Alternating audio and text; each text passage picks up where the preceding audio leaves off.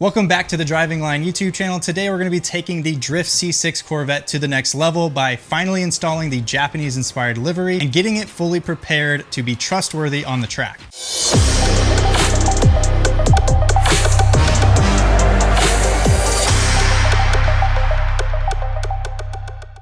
The livery was designed by a company called Square Design, and then the company Design Shop React actually printed this and made it come to real life. But now we're going to be installing it on the car, and that is going to bring this whole thing together. We're also going to be checking the vitals so that way we can trust this thing and rip on it on the track. And those are the basics like checking brakes, checking fluids, and all of that. And this car, if you guys know how it started, we can't trust anything that's on there. We need to inspect it all before we start getting sideways. This is the car fully wide bodied. We've got the 945 garage kit. Now it is bolted on with new black hardware. We changed this out because there are some little hints of black throughout the car, and I think this actually ties it in really well. The next thing we need to do is actually lay out the livery because this is a multi-layer design where it's gonna start building on itself. As a reminder, this is our first time ever wrapping a car ourselves, and this will be our first time ever installing a race livery ourselves. So this whole thing is just to prove that anyone in their garage can do this for themselves and totally transform their car.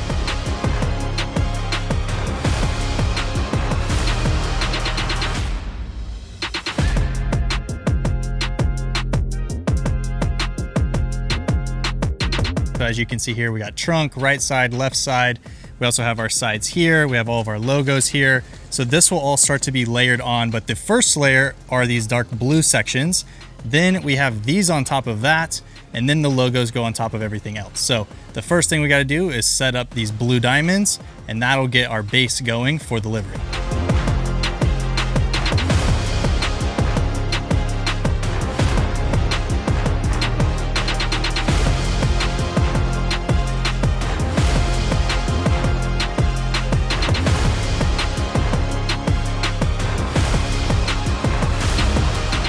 We have the first layer, which is like this blurple blue color, and it's kind of giving me those vibes of those 90s cups. If you guys know, like the nostalgia cups, I'll put a picture of one right here. But it's kind of coming together with the blue, the blurple, and the white.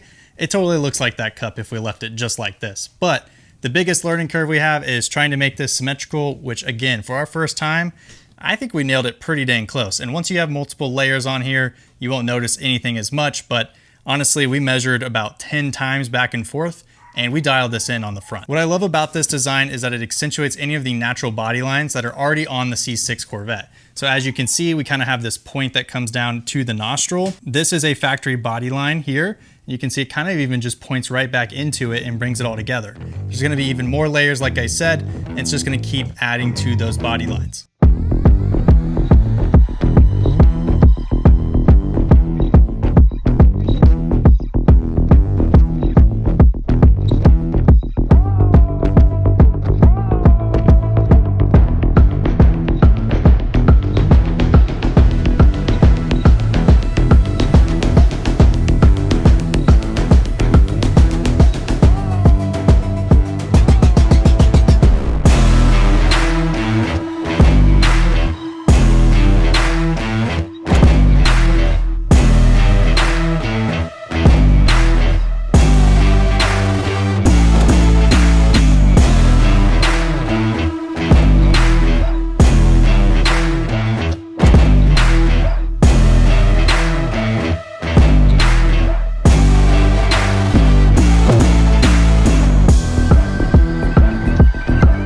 Have the car fully wrapped with the base livery, and now we need to start layering on all of the logos, and we have about 30 or 40 logos for all the partners on this build. The design is coming out so well, and it literally looks like it's going 100 miles an hour as it's just sitting here in the garage. I cannot wait to start sliding this thing. You can see all the logos. We got to individually cut all of these out and lay them out. I'm really happy to have this, which is this Doty Speed House, which if you guys follow my channel, this is the logo I have on my Mustang and anything else I have. This is gonna be a fully branded drift car, and we can see all of our partners like 945 Garage, OMP, Wisefab, Fortunato, Motegi Wheels, and of course, Nitto Tires.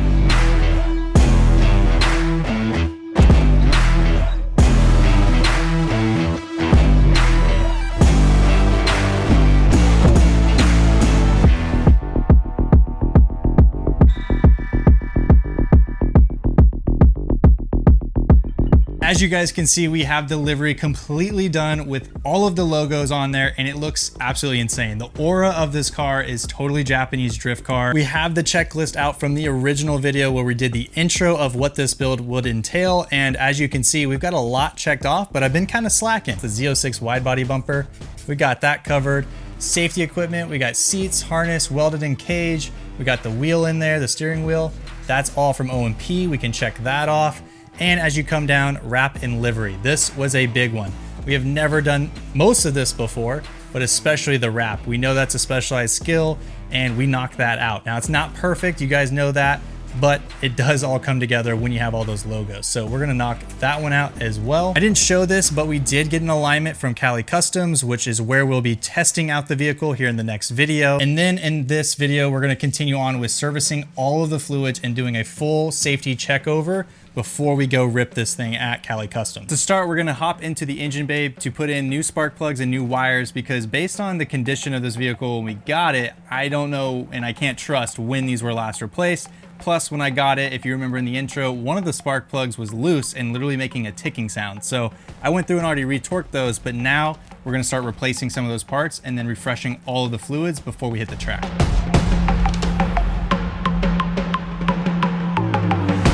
This is a great opportunity to actually check a little bit of the health of your engine. So be sure you keep track of which ones you're pulling out of where. So this is a V8, so we got 4 on this side, 4 on the other side. This one, we can see that the tip is a little darker around the edge, and you can see on this piece right here that there's a little bit more black to it. When we come to this side, you can see that this tip is a lot wider. So let me try to get that in focus for you.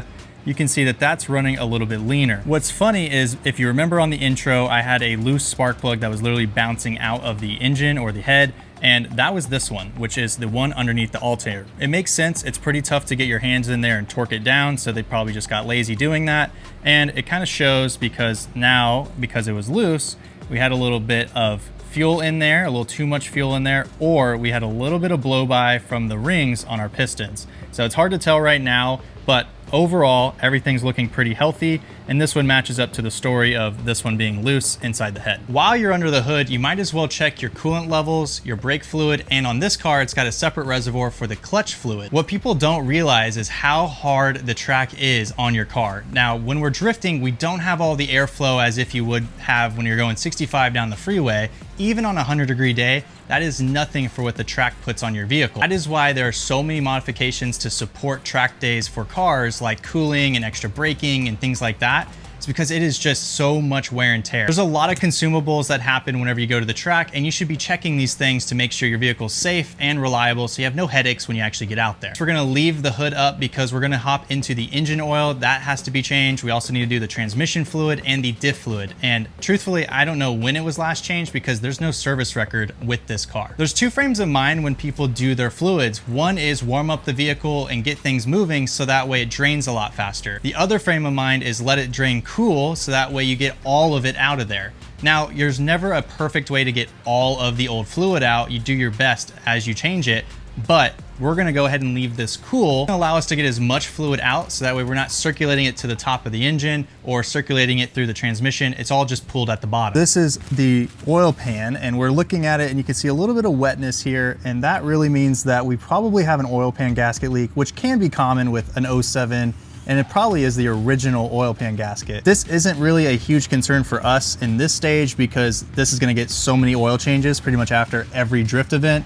So we'll just keep an eye on oil levels and we're gonna change it with fresh fluid, but one of these days we'll get around to it.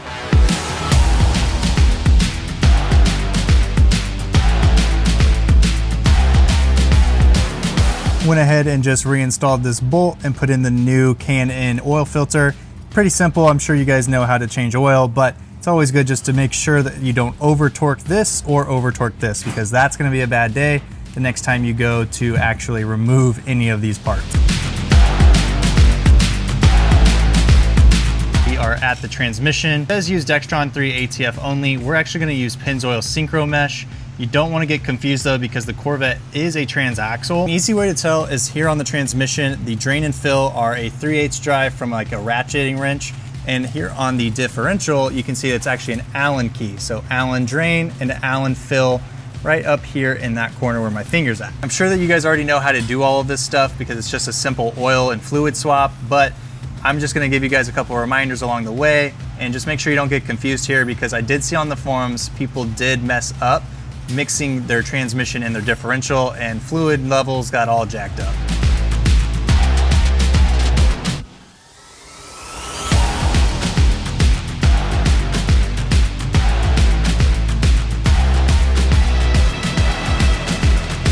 Didn't mark it off on camera because I lost the clip, but we have service fluids, engine, transmission, and diff all marked off. And we even did the spark plugs and wires. This was a huge project to bite off, because if you guys didn't know, I was working on this with my papa in the garage, and we have never done this before. This is our first Corvette together, first drift car together, first project together. So we knocked this out over the last few months, started with a render, started with a hoopty base C6, and now we have a fully Japanese inspired drift car.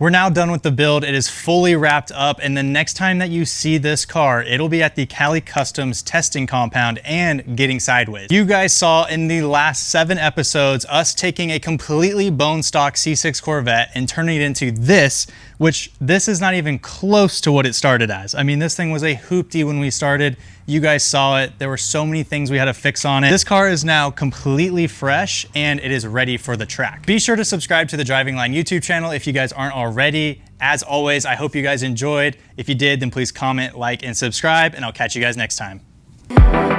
Thanks for watching. I'm Lauren Healy, Team Nitto driver and off-road racing champion. Driving Line brings you weekly episodes and series, so hit subscribe. Don't miss the next video with more automotive content that fuels you. We'll see you out there.